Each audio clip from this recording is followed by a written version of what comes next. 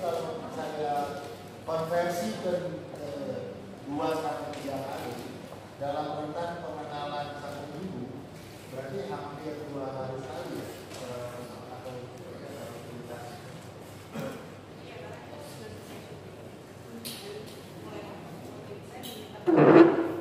Dan tayangan tadi sebentar dong, apa dulu? Dan tayangan tadi benar ya saudara mereka memang berada di dalam kamar berdua itu ya untuk menutup pintu kunci. Jangan diulang-ulang, semuanya sudah pada tahu. Ya, kalau diulang-ulang nggak sampai subuh nggak selesai juga. Barulah yang substansi, bukan kami melarang tidak, tapi yang profesional, proporsional itu. Ya, baik. Saudara saksi melaporkan tentang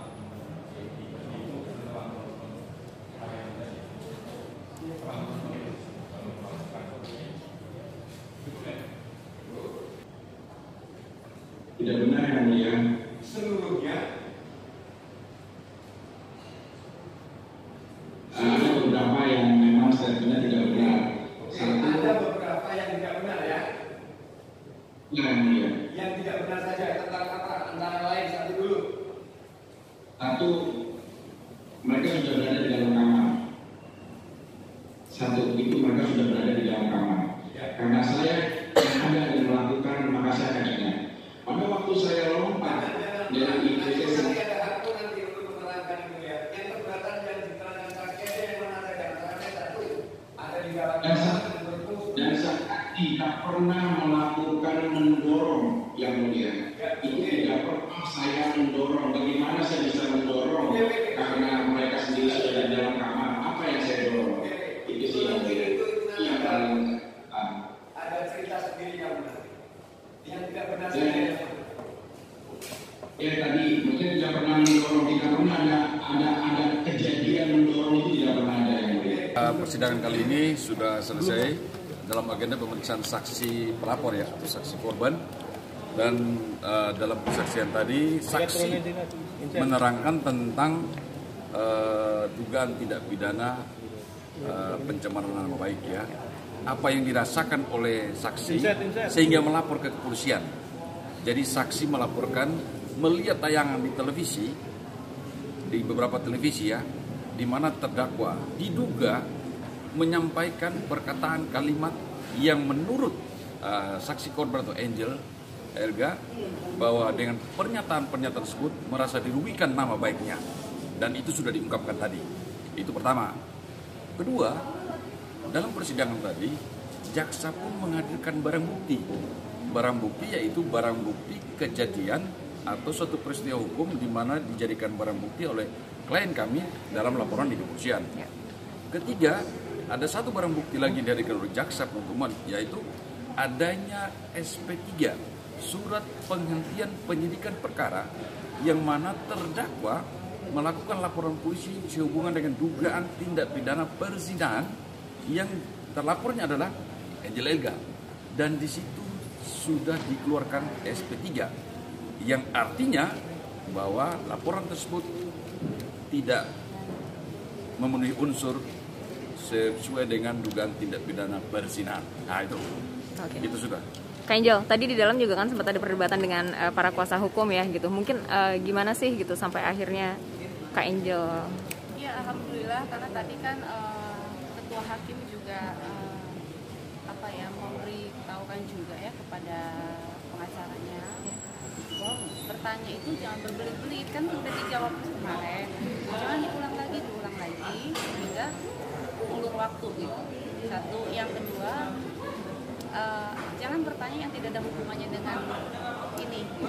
Jadi terlalu melebar kemana-mana kan, sehingga kalau melebar kemana-mana yang saya lihat dari kemarin tayangan di media kan akhirnya dibilangnya beda lah, inilah itulah, sebenarnya kan bukan beda, tetapi mereka bertanya tidak ada hubungannya. Maka tadi ketua hakim, saya berterima kasih kepada ketua hakim dan jaksa sudah membantu juga untuk memberikan peringatan kepada mereka. Tapi tadi juga sempat ada dari Vicky keberatannya, sanggahannya 3 poin gitu. Itu hak. Oh iya, dalam persidangan biasanya begitu ya. Jadi kalau saksi dimintai keterangan, saksi pelapor, pasti akan diminta tanggapan kepada terdakwa. Itu hak dialah. Kalau ada yang dia keberatan, itu tidak apa-apa. Tapi nanti proses persidangan akan diuji lagi, baik saksi maupun barang bukti. Kak Angel bertemu dengan mantan mertua. No komen yang itu saya fokus dengan apa yang sekarang saya hadir ke sini, fokus sebagai saksi, ya, saksi. Jadi saya nggak mau komen yang lain. Terima kasih. Oke. Pemutaran video itu Mbak Angel, komentar seperti apa Mbak? Melihat lagi tadi Melihat lagi tayangan penggerbekan itu seperti apa Mbak? Iya, saya kayak melihat sesuatu yang difitnahkan terhadap saya, kan itu kan bukan hal yang mudah buat saya, ya. Pasti ada sisi trauma buat diri saya, tapi kembalikan lagi ya, saya harus menghadapi semuanya.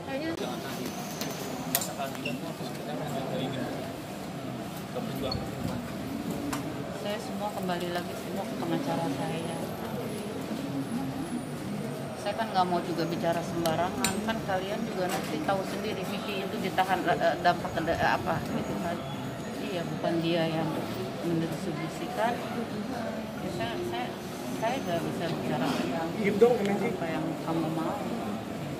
Lihat apa yang dilakukan oleh Angel, kecewa juga sih serang Angel yang tak kira orang yang alim ya segala macam, tapi di luar persepsi tapi ternyata melakukan hal seperti itu. Merasa kaget dan kecewa juga terhadap apa yang dilakukan oleh Angel saat itu. Ya kan semua sudah pada saat itu kan semua kalian sudah lihat seperti itu, nggak usah dipertanyakan lagi. Bagaimana saya nangis sama anak saya. Dari pihak tante dan keluarga mungkin langkah apa lagi tante yang nanti akan mau? Saya tergantung semua sama pengacara. Berarti semuanya ini kasus diserahkan ke pihak pengacara tante? Mungkin pada ya berani berbuat, berani bertanggung jawab. Di dunia hukum bisa diputar seperti apa, tapi tanggung jawab dia di akhirat itu tidak akan kemana. mungkin sebelum penggerbekan itu Vicky sempat cerita nggak sih sama tante atas kegelisahannya? Enggak. Berarti tidak ada rasa khawatir awal-awal itu ya tante? Kenapa? Tidak ada rasa khawatir akan Vicky sampai sekarang proses seperti ini? Enggak, tidak tahu. Oke, baik. Terima kasih tante. Memang hari ini lanjutan sidang terkait pemeriksaan saksi daripada saudara pelapor, yakni saudari Angel Elda. Rencananya tadi mau disajikan 2 orang saksi termasuk Vicky Alman, tapi karena waktu yang tidak memungkinkan dan tidak cukup, jadi hanya saudara Angel yang hari ini selesai kita tuntaskan, berarti 2 hari. Itu yang disajikan. Nah, yang kedua, ada memang beberapa pertanyaan-pertanyaan lanjutan kemarin yang belum terjawabkan, terutama berkaitan dengan tuduhan Vicky melakukan atau menyebarkan, mendistribusikan, mentransmisikan ke dalam media elektronik. Di dalam persidangan tadi jelas faktanya dijawab sendiri oleh yang bersangkutan bahwa dia tidak tahu siapa yang membuat video.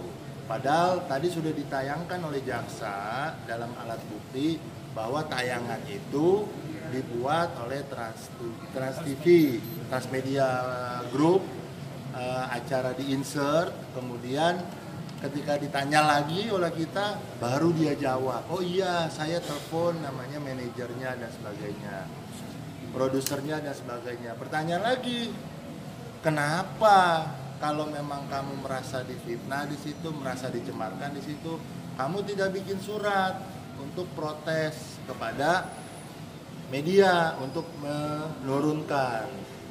Kata dia via telepon saja cukup, kan gitu. Padahal hari ini masih dikonsumsi kalau memang Vicky Prasetyo yang membuat. Tapi faktanya hari ini tentang IT sudah mampu kita bantah bahwa bukan seorang Vicky Prasetyo yang mendistribusikan secara keseluruhan. Bukan Vicky Prasetyo yang membuat. Bahkan dijawab oleh saudara Angel.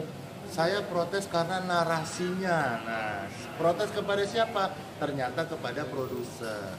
Nah, kembali saya tanyakan, kenapa tidak melaporkan produsernya? Karena yang di dalam tayangan Vicky bukan produser. Nah, ini lucu pada akhirnya. Gitu loh. Jadi jelas undang-undang IT yang dilaporkan terkait permasalahan klien kami Vicky Prasetyo, kami menilai sangat-sangat sumir dan bahkan sudah bisa dijawab hari ini bahwa bukan seorang Vicky Prasetyo lah yang melanggar undang-undang IT karena dia tidak membuat, tidak mendistribusikan dan bahkan tidak melakukan editing. Gitu, editing dilakukan oleh stasiun masing-masing. Nah, lucunya lagi ketika kita tanya di situ disebutkan ada 2 tayangan, tapi alat buktinya hanya 1. Yang tayangan dari silet hilang, nggak ada di dalam alat bukti, kemana? Saya tanyakan kepada jaksa memberitahukan hanya itu yang disajikan. Tadi kan dibuka dalam amplop ya yang terkait masalah itu. Jadi sudah jelas bahwa ada beberapa alat bukti yang memang kurang ya, tidak mampu dibuktikan lah.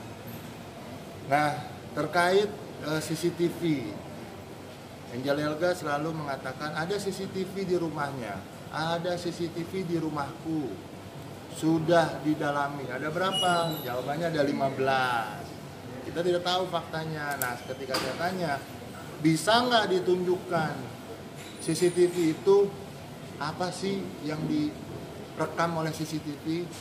Apakah ada Angel dorong-dorongan dan sebagainya? Ternyata kembali ketika kita tanya, CCTV tayangan di rumah Angel tidak ada di dalam berkas, tidak ada di alat bukti. Ketika kita tanyakan, kita dalami, katanya sudah disita polisi. Kalau memang itu terkait masalah laporan itu juga ada di dalam BAP disebutkan melihat CCTV di dalam kamar. Kenapa tidak dilampirkan CCTV-nya supaya lebih terang benderang di pengadilan, di persidangan ini bisa disajikan. Kalau memang CCTV itu ada dan memang apa yang diceritakan oleh saudari Angel Elga bahwa ada dorong-mendorong, ada ada percekcokan dan sebagainya, mampu dong ditunjukkan. Karena kenapa di BAP tidak ada? Tapi dicerita di pengadilan, di sini di persidangan keluar cerita itu. Nah, inilah yang kami pertanyakan lagi. Kenapa CCTV tidak dilampirkan? Kenapa tidak bisa ditayangkan? Karena memang ternyata tidak dimasukkan ke dalam bukti. Padahal harusnya bisa dan mampu supaya jelas dan benderang. Siapa, apakah ada di dalam kamar? Kan itu kelihatan. Ada 15 titik loh. Di dalam itu pasti kelihatan semua tuh.